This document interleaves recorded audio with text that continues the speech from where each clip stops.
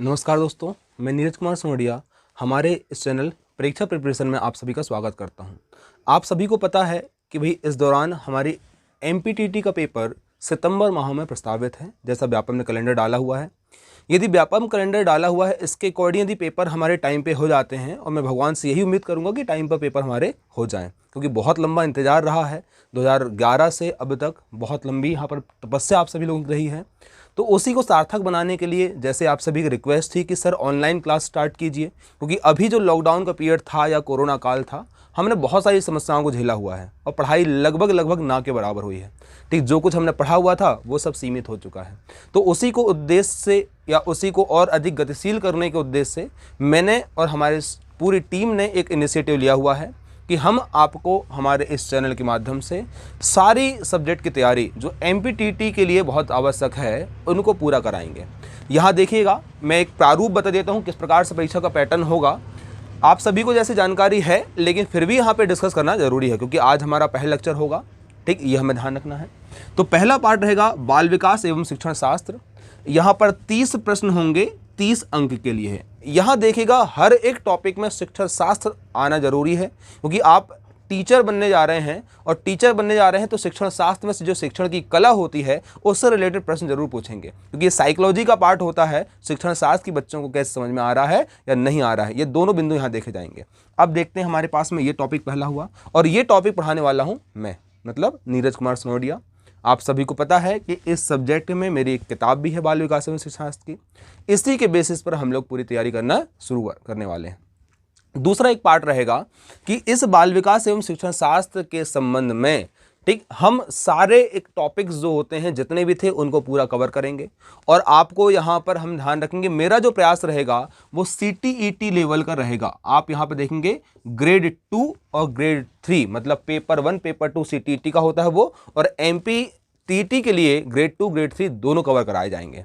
ठीक, दोनों का स्तर आपको प्रॉपर्ली बन जाएगा, क्योंकि हमें पता है कि भाई इसके पहले ग्रेड 2 का पेपर हुआ था, और उस प्रकार का जो स्टैंडर्ड उन्होंने रखा हुआ है उसी को मैं लेकर अपने इस पूरी तरीके से करूंगा। ठीक, तैयारी लेकर चलूंगा यहाँ पर मैं।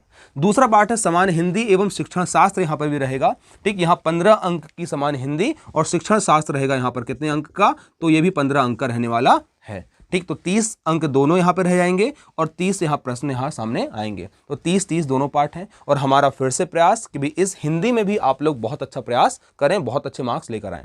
दूसरा पार्ट रहेगा सामान्य अंग्रेजी भाषा 2 जिसे हम कहते हैं। इसमें आपका संस्कृत हो सकता है, अंग्रेजी हो सकता है या उर्दू हो सकता है। ठीक, तो तीनों में से जो भी आप चूज करेंगे ऑप्शनल है। ठीक, उसमें आप जो 30 प्रश्न आएंगे 30 अंक के लिए भी, यह भी सेम है आपका। 15 प्रश्न आपके रहेंगे सामान्य जो भी ग्रामेटिकल वाला पार्ट है या हिंदी इंग्लिश भाषा के लिए, और 15 अंक रहेंगे उसी भाषा के शिक्षण शास्त्र के लिए। ठीक, ये पॉइंट हो गया।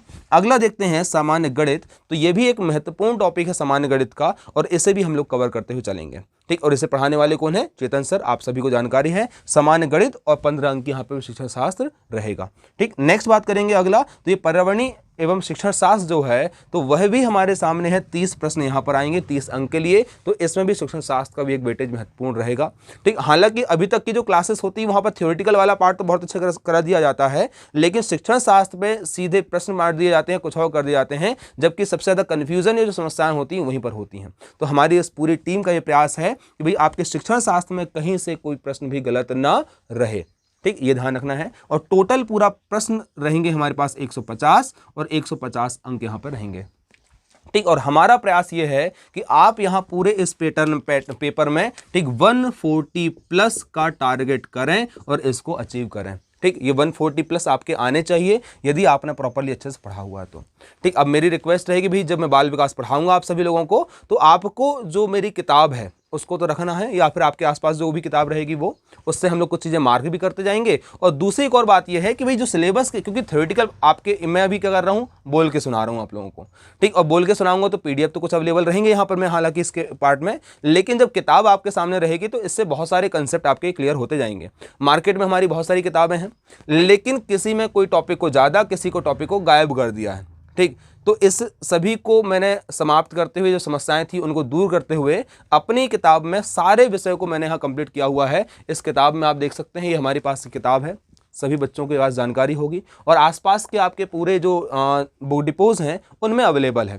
ठीक, जैसे इंदौर में B3 बुक स्टोर्स है या फिर आपका सागर में जो हमारी रहेगी सरस्वती बुक स्टोर्स है। और जब भी ना रहे ना मिले तो आप यहाँ पे डिस्क्रिप्शन बॉक्स में एक कमेंट कीजिएगा, आपको बुक वहाँ पहुँचा दी जाएगी। ठीक, और हम लोग यहाँ पर मैं उस कॉन्टैक्ट नंबर को शेयर करेंगे ताकि आप बुक को पूरा मंगा सकें आसपास से। ठीक, एक पार्ट तो रहेगा। इसमें बहुत सारे ऐसे प्रश्न हैं, लगभग हम देखेंगे प्रैक्टिस सेट भी हैं, दोनों चीज़ें हैं, तो दोनों कवर कराया गया है। ठीक, अब बात करेंगे हमारे इस पूरे पार्ट में हमारी पैटर्न या हमारी तैयारी क्या रहेगी। ठीक, देखिएगा, उसको पूरा समझिएगा। सामान्य हिंदी का पूरा पार्ट हो गया है और इसके साथ साथ दूसरे और बिंदु हैं उनको भी हम लोग लेकर चल रहे हैं। ठीक, तो बाल विकास एवं शिक्षण शास्त्र का मैं पढ़ाऊंगा, तो उसके पूरे सब्जेक्ट या सिलेबस को बायफॉर्गेट कर देता हूं। आज का जो हमारा इंट्रोडक्शन का टॉपिक है उसे मैं आगे बढ़ाता हूं और आगे यहां पर मैं समझते हुए चलते हैं। तो बाल विकास एवं शिक्षण शास्त्र जो है उसे देखेंगे इस टॉपिक में। तो इसे बांटा हुआ 3 भाग में। पहला रहेगा बाल विकास,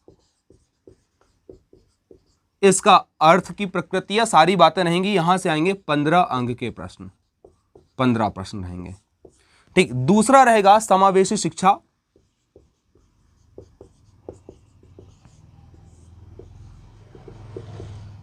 समावेशी शिक्षा का मतलब होता है जो विशेष आवश्यकता वाले बालक थे, जैसे हमारे पास में अपराधी बालक हैं, डिस्लेक्सिया डिस्ग्राफिया के बारे में बार बार प्रश्न आया हुआ है।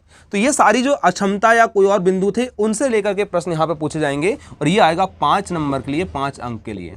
अगला रहेगा यहाँ पर नेक्स्ट, यदि हम बात करेंगे तो रहेगा कौन सा आपका अधिगम एवं शिक्षण शास्त्र, एवं शिक्षण शास्त्र। ठीक, ये रहेगा 10 अंक का पूरा पैटर्न है। आपकी स्लाइड्स पर आपका पूरा सिलेबस दिखाई दे रहा होगा। ठीक, उसी के अकॉर्डिंग समझिएगा।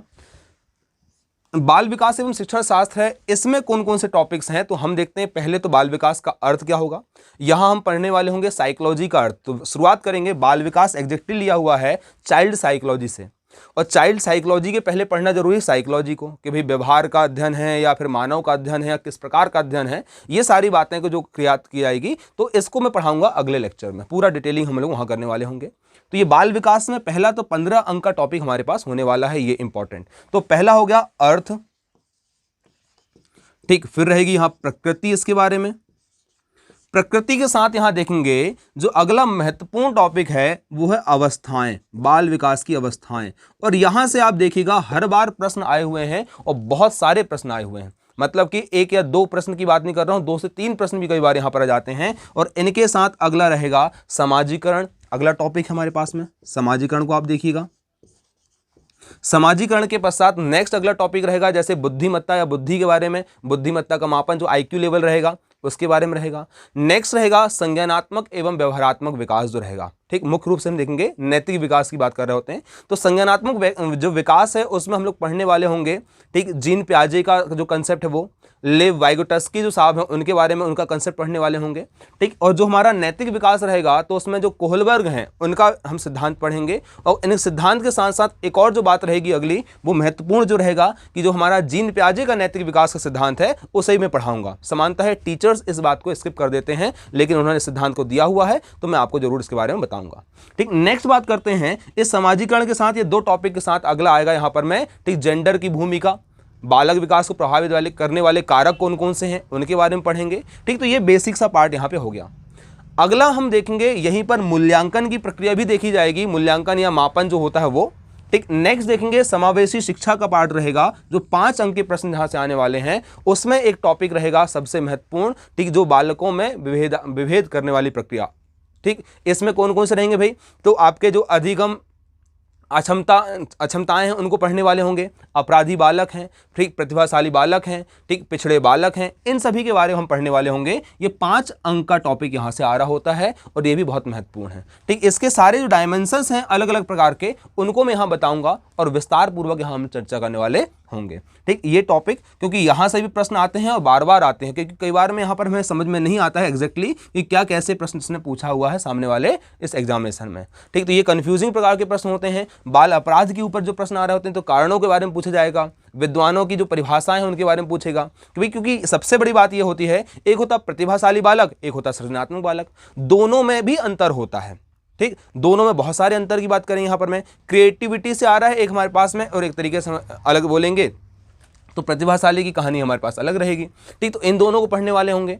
अगला फिर आता है विमंदित बालक, मतलब मानसिक रूप से जो कमजोर बालक होते हैं उनके बारे में हम विस्तार से चर्चा करेंगे, और इनकी चर्चा करने की कहानी को हम लोग पूरा यहाँ पर में शामिल कर रहे होंगे। और इनकी समावेशी शिक्षा के लिए, जिसमें हमारे पास एक बिंदु ये रहेगा कि भाई जो आपके दिव्यांगजन बालक हैं उनकी बातों को भी यहाँ पढ़ने वाले होंगे, क्योंकि विशेष आवश्यकता वाले बालकों में उनको शामिल करेंगे। और भारत सरकार के द्वारा इन सभी के लिए क्या प्रयास किए गए हैं उसे मैं विस्तार पूर्वक यहाँ चर्चा करूंगा। इनके साथ में यहाँ पर फिर आएगा कि समावेशी शिक्षा के लिए या हमारे पास बाल केंद्रित शिक्षा के लिए जो प्रणाली रहेगी उसके बारे में यहाँ चर्चा करेंगे। ठीक, और इस चर्चा में क्या होगा कि चाहे वो वेनेटी का प्रणाली हो, चाहे वो ड्रेकोली प्रणाली हो, चाहे मोंटेसरी प्रणाली हो, तो इन सभी प्रणालियों के बारे में हम लोग विस्तार से चर्चा करने वाले होंगे। ये टॉपिक यहाँ पे रखा हुआ है। अगला बिंदु है महत्वपूर्ण, वो हम शामिल करेंगे यहाँ अधिगम एवं शिक्षण शास्त्र में। तो पहली बात तो समझिएगा, अधिगम दैट मीन्स लर्निंग। तो लर्निंग की जो भी प्रोसेस यहाँ रहेगी उसके बारे में हम लोग पहले चर्चा करेंगे, और देन नेक्स्ट रहेगा शिक्षण शास्त्र या पेडागॉजी जो होता है, इसे हम कहते हैं कौन सा, पेडागॉजी। तो पेडागॉजी हमारे पास जो वर्ड है शिक्षण शास्त्र के लिए, तो उस टॉपिक को भी, उस विषय वस्तु को भी विस्तार से हम लोग यहाँ पढ़ेंगे। अब अधिगम वाला पार्ट रहेगा, तो पहले लेंगे भाई अधिगम का अर्थ क्या होता है, अधिगम के प्रभावित करने वाले कारक कौन कौन से हैं, और अधिगम के सिद्धांत कौन कौन से हैं। हालांकि यहाँ पर अधिगम के सिद्धांत को स्पष्ट नहीं बोला हुआ है, क्योंकि यहाँ पियाजे, कोहलर आदि के बारे में, कोहलर, ठीक, इनके बारे में प्रश्न पूछा हुआ है, ठीक है ना। लेकिन यहाँ पर अधिगम के सिद्धांत जो बहुत सारे हैं, चाहे संज्ञानवादियों के विचार हों चाहे किसी और की बात हो। थार्नडाइक की बात करेंगे, थार्नडाइक यहाँ शामिल किया हुआ, पावलाव की शामिल किया हुआ है, ठीक, लेकिन लेविटाइस की यहाँ पे शामिल नहीं किया हुआ था। आप देखेंगे चौथे या पांचवें नंबर पर है, पियाजे, कोहलर, थार्नडाइक और पावलाव, चार का नाम दिया हुआ है। लेकिन इनके अलावा भी बहुत सारे विद्वानों के सिद्धांत हैं जिसको हम लोग यहाँ विस्तार से पढ़ने वाले होंगे। तो अधिगम के सिद्धांत चाहे थार्नडाइक का हो, उद्दीपक अनुक्रिया अनुबंधन सिद्धांत हो, स्टिमुलस रिस्पॉन्स बॉन्डिंग थ्योरी जो हो, या फिर हमारे पास पावलाव का क्लासिकल कंडीशनिंग थ्योरी रही हो, ठीक, उसको पढ़ेंगे हम लोग शास्त्रीय अनुबंधन का सिद्धांत। स्किनर का सिद्धांत यहाँ हमारे सिलेबस में कहीं था नहीं, लेकिन इसको अधिगम के सिद्धांत में मैं पूरा विस्तार से पढ़ाऊंगा, क्या कैसी उसकी आलोचनाएं हैं, क्या हमारे पास में उनकी विशेषताएं हैं, उनके बारे में पढ़ने वाले होंगे। तो जैसे कि बात करेंगे, स्किनर ने कौन सा दिया हुआ है हमारा, क्लासिकल कंडीशनिंग के अपोजिट में, ठीक। अगला मिल जाएगा सक्रिय अनुबंधन का सिद्धांत दिया हुआ है, कौन सा दिया हुआ है, सक्रिय अनुबंधन का सिद्धांत। इसके बाद नेक्स्ट हम लोग चर्चा करने वाले होंगे शिक्षण शास्त्र में। तो शिक्षण शास्त्र का अर्थ क्या होता है, शिक्षक की भूमिका क्या होती है, और शिक्षण शास्त्र को प्रभावित करने वाले कारक कौन कौन से हैं। अब इन प्रभावित करने वाले कारकों में कौन कौन सी कहानी रहेगी साहब, तो सबसे ज्यादा महत्वपूर्ण यहां समझेंगे हम लोग, यहां देखिएगा। तो शिक्षण शास्त्र एक बेसिक सा या बहुत अच्छा कंसेप्ट है।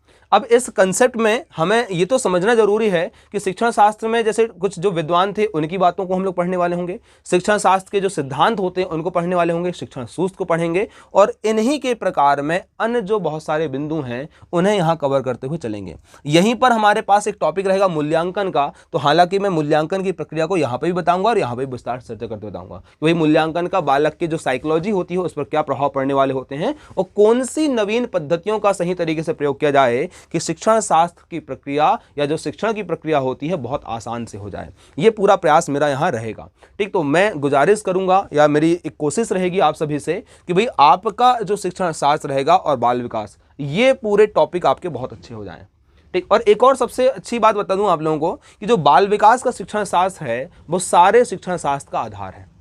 चाहे हिंदी का शिक्षण शास्त्र ले लो तो उसी में वही सूत्र आपके रहेंगे, ठीक। केंद्र से दूर की ओर, दूर से केंद्र की ओर में, सूक्ष्म से, ठीक, स्थूल से सूक्ष्म की ओर या सूक्ष्म से स्थूल की ओर, ये सारे सिद्धांत वहाँ पे भी हैं, यहाँ पे भी हैं। एनवायरनमेंट में भी यही सारे सिद्धांत हैं। तो ये इन सिद्धांतों को, इन प्रिंसिपल्स को मैं प्रॉपर आपको यहाँ पढ़ा रहा होऊंगा ताकि बाकी अन्य सब्जेक्ट में भी आपको किसी प्रकार की समस्या ना आए। मेरा ये प्रयास आपका सामने रहेगा, ठीक। तो हम देखेंगे दोस्तों कि भाई आपका शिक्षण शास्त्र है, बाल विकास है, पूरी कहानी। तो पहली सबसे बड़ी बात करेंगे, बाल विकास एवं शिक्षण शास्त्र जो सामने आ रहा है इसको पढ़ने की आवश्यकता क्यों है, ठीक। पढ़ने की आवश्यकता इसलिए है क्योंकि आज की जो शिक्षण प्रणाली हमारी है, क्योंकि पहले आप देखिएगा, अभी आपने रामायण देखा होगा, आपने महाभारत देखा होगा, श्री कृष्णा देखा होगा, सारे सीरियल देखे होंगे, क्या गुरु द्रोण ने शिक्षण शास्त्र पढ़ा हुआ था? क्या ये बात आपके सामने आती है? बिल्कुल नहीं आएगी। क्या यहाँ बात करेंगे महर्षि वाल्मीकि ने शिक्षण शास्त्र पढ़ा हुआ था क्या? नहीं, बिल्कुल नहीं बात करेंगे, क्योंकि वो केवल व्यावहारिक विज्ञान था। व्यवहारिक मतलब केवल जो हमारे पास व्यवहार में जो प्रैक्टिकली जो हो रहा है उसके अकॉर्डिंग वो लोग पढ़ा दिया करते थे। और वो पूरी शिक्षा होती थी वो होती थी कैसी, टीचर केंद्रित हुआ करती थी, मतलब शिक्षक केंद्रित थी। लेकिन आज की जो शिक्षण प्रणाली है, हम बात कर रहे होते हैं किसके बारे में, समावेशी शिक्षा के बारे में बात करते हैं। और समावेशी शिक्षा का अर्थ होता है यहां पर बच्चों की समस्याओं को फोकस करना, बच्चों को जो और प्रॉब्लम्स हो रही हैं उनको फोकस करना, और इसे कहते हैं हम लोग कौन सी, बाल केंद्रित शिक्षा। और बाल केंद्रित शिक्षा का अगला महत्वपूर्ण पक्ष है वो होता है आपका कौन सा, समावेशी शिक्षा। मतलब प्रत्येक व्यक्ति को शिक्षा की मुख्य धारा में जोड़ा जाए। मान लेते हैं गुरु द्रोण आज के दौरान में आ जाएं और यहाँ पर वही अर्जुन भी रहें और बाकी लोग भी रहें, ठीक, तो पहली बात गुरु द्रोण के ऊपर एक केस हो जाएगा आज के दौरान में कि भैया आपने यहाँ समावेशी शिक्षा को लागू नहीं कराया हुआ। क्यों? कर्ण को शिक्षा नहीं दी साहब, आपने एकलव्य को शिक्षा नहीं दी, क्योंकि बोला आपने भी जाति विशेष से संबंधित शिक्षा होती है, तो वो जाति विशेष के संबंध में शिक्षा ना हो। भले आज के दौरान में कोई ना कोई पक्ष देखे जाते हैं, कहीं ना कहीं किसी दौरान में कंडीशन आ जाती है, लेकिन सरकार यहाँ खड़ी हुई है कि भैया हमने शिक्षा का अधिकार दिया हुआ है, तो 6 से 14 वर्ष के बालकों को निःशुल्क शिक्षा दी जाएगी। निःशुल्क शिक्षा देने के साथ साथ में प्रत्येक व्यक्ति को शिक्षा की मुख्यधारा में जोड़ा जाएगा, ये हमारा प्रयास रहे। और हम बात करते हैं प्राथमिक शिक्षा में, क्योंकि आप बनने वाले हैं प्राथमिक शिक्षक टीचर, जो हमारे पास प्राइमरी टीचर बनने वाले हैं। और प्राइमरी टीचर को शामिल किया हुआ कौन सा, आपका सर्व शिक्षा अभियान में हम देखेंगे एक यूनिवर्सल बेसिक एजुकेशन की बात कर रहे होते हैं। तो शिक्षा का सार्वभौमिकरण, यूनिवर्सलाइजेशन ऑफ एजुकेशन की बात करेंगे, तो वो हमारा इसमें पार्ट में जोड़ा जाएगा। ठीक, तो ये पूरी विस्तार पूर्वक चर्चा हम करने वाले होंगे, आधुनिक पक्ष भी और पुराने पक्ष भी। पुराने पक्ष मतलब थ्योरेटिकल जो समस्याएं होती हैं वो तो देखेंगे किसकी कहाँ कथन थे, वो सारी चीजें। तो मैं जो कथन होते हैं विद्वानों के, जैसे भाई किसी ने कुछ कहा हुआ है, कोई ऐसी बहुत परिभाषाएं रही होंगी, तो उसको शॉर्ट किस तरीके से याद किया जाए ये मैं बताऊंगा। और जो पूरा कोर्स रहेगा तो इसमें 2 तरीके के पैटर्न में अपनाने वाला हूं। ठीक, जो क्लासेस में होता था, और क्लासेस में हम लोग टेस्ट ले लेते थे, लेकिन यहाँ टेस्ट ना होकर के मैं आपको प्रैक्टिस कराऊंगा यहाँ पर मैं। तो आपको फटाफट आपको करना है, उसको तैयारी भी करना है। तो हर क्लास के या टॉपिक के बाद में एक टेस्ट रहेगा, टेस्ट का एक क्वेश्चन पेपर आपके पास आएगा, ठीक, जो व्हाट्सएप में हमारे जो ग्रुप आपका टेलीग्राम में ग्रुप बना हुआ है, उसको सॉल्व आप लोग करेंगे। और उसको सॉल्व करने के साथ एक और बात ये रहेगी कि भाई आपको इत्मीनान से अच्छे सॉल्व करेंगे, भाई ऐसा ना रहे गड़बड़ तरीके से जाए। दूसरा एक और बिंदु रहेगा हमारा इसमें पूरे पढ़ने के दौरान में कि आपको मैं उन कंसेप्ट का एक शॉर्ट पार्ट, एक थ्योरी तो बता ही रहा हूं, पूरी किताब भी है, लेकिन सबसे शॉर्ट बिंदु कौन कौन से हैं, मतलब महत्वपूर्ण प्रश्न कौन कौन से आ सकते हैं या अति महत्वपूर्ण बिंदु कौन कौन से हैं, उनको उनकी भी एक लिस्ट आपके सामने पहुंचाते जाया करूंगा। तो किताब भी हो जाएगी, ये भी हो जाएगा, ये भी हो जाएगा। तो जो भाई हमारा प्रयास रहेगा प्रतिदिन 10 तारीख से आपकी तैयारी यहाँ रहे, प्रतिदिन हमारे 10 तारीख से मतलब आज से 8 बजे हमारी क्लासेस चलेंगी और ये 4 लेक्चर इसमें रहेंगे। तो मेरा आपसे निवेदन है कि भाई सभी लोग आप यहाँ पर मैं क्लासेस को प्रॉपरली अटेंड करें, और अटेंड करने के साथ सबसे बड़ी बात ये होगी कि आप प्रैक्टिस को भी जारी रखें। यदि आप प्रैक्टिस नहीं करते हैं तो कहीं ना कहीं पीछे चले जाएंगे, क्योंकि हमारे पास अब बचा हुआ समय कम। ठीक, कोरोना काल हमारा जा चुका है, कहीं ना कहीं अब हमें तैयारी अच्छे से करना पड़ेगा, क्योंकि वैकेंसी हमारी लंबे समय तक फिर नहीं आने वाली है, आपको ऐसा लगता है। और फिर भी जैसी बात कर रहे हैं अभी फिलहाल में, संभवतः इसी में और वैकेंसी बढ़ा दें, पद तो क्योंकि क्लियर है नहीं है, तो पद धीरे धीरे आते जाएंगे, आप लोगों को यहाँ से लेते जाएंगे। तो एक ऐसे मान के चलें भैया सेकंड ऑप्शन ना हो आपके पास में, ये हमारा अंतिम ऑप्शन है और अंतिम इसी में सिलेक्शन लेके चलना है। ये बात आप दिमाग में बिठा के रखेंगे, दिल में भी यही बात बिठा के रखेंगे कि अभी जब तक सिलेक्शन हमारा MPTT में नहीं हो जाता है, आप प्राथमिक शिक्षक नहीं बन जाते हैं, तब तक हमें कुछ भी नहीं करना है फिलहाल में। हाँ, घर के नॉर्मली काम करें, घर वाले लात मारेंगे बेचारे, ठीक, क्योंकि पाल पोस के इतना बड़ा किया और उनकी काम नहीं सुनने को दिक्कत है। तो आपको घर वालों की बात तो सुनना है, लेकिन बाकी के जो फालतू काम होते हैं वो आपको फोकस नहीं करना है। ठीक, मतलब पढ़ाई पढ़ाई पढ़ाई और घर का जो काम होता है वो। तो कम से कम आप 2 से 3 घंटे 2 घंटे क्लास हमारी यहाँ रहेंगी, और 1 घंटे एक्स्ट्रा आप दीजिएगा बाल विकास, हिंदी, और अगला जो टॉपिक कौन सा नाम मिलेगा आपका पर्यावरण के लिए, और 1-1 घंटा दीजिएगा किसको, इंग्लिश को, और साथ में अगला कौन सा आपका मैथमेटिक्स को, क्योंकि मैथ्स अधिकांश लोगों की कमज़ोर होती है और इंग्लिश भी अधिकांश लोगों की कमज़ोर होती है। संस्कृत जिनकी अच्छी है कोई बात नहीं, यदि कमज़ोर है तो भी उसको टाइम दीजिएगा। तो प्रॉपर आपको 2 घंटा क्लास के बाद में 2 घंटा 2.5 घंटा आपको पढ़ना है, इसके अलावा ज़्यादा कुछ नहीं करना है। बस इतने ही से आपका पूरा पेपर निकल जाएगा। जैसे कि आप सभी को जानकारी है, चेतन सर ने डिस्क्रिप्शन में दिया हुआ था या पहले ही बताया हुआ था कि भाई जो पूरा टेस्ट, जो पूरा सिलेबस रहेगा या पैटर्न रहेगा, सीरीज़ रहेगी हमारी, इसमें हम लोग थ्योरेटिकल पार्ट के पश्चात में और प्रैक्टिस भी कराएंगे। मतलब आपको केवल पढ़ा करके छोड़ नहीं देंगे हम लोग, यहाँ ऑनलाइन में आपकी प्रैक्टिस सीरीज भी चलने वाली है। तो प्रैक्टिस टेस्ट आप दीजिएगा, बहुत अच्छा प्रयास रहेगा। संभवतः तब तक हमारे पास में एप्लीकेशन हमारा डेवलप हो जाएगा तो हम एप्लीकेशन के माध्यम से ऑनलाइन टेस्ट लेंगे, जैसा कि होता है। प्रयास मेरा रहेगा कि तब तक हो जाए सिलेबस के अंत तक में। नहीं होता तो कोई बात नहीं, आपकी तैयारी तो मैं करा ही दूंगा फिर भी, ठीक, ये आपको ध्यान रखना है। तो बहुत बहुत धन्यवाद आपका। हम मिलते हैं डेली 8 बजे इसी टाइम पीरियड में, ठीक। हमें पढ़ना है बाल विकास एवं शिक्षण शास्त्र। बहुत बहुत धन्यवाद आपका। पढ़ते रहिए और स्वस्थ रहिए, मस्त रहिए। Thank you.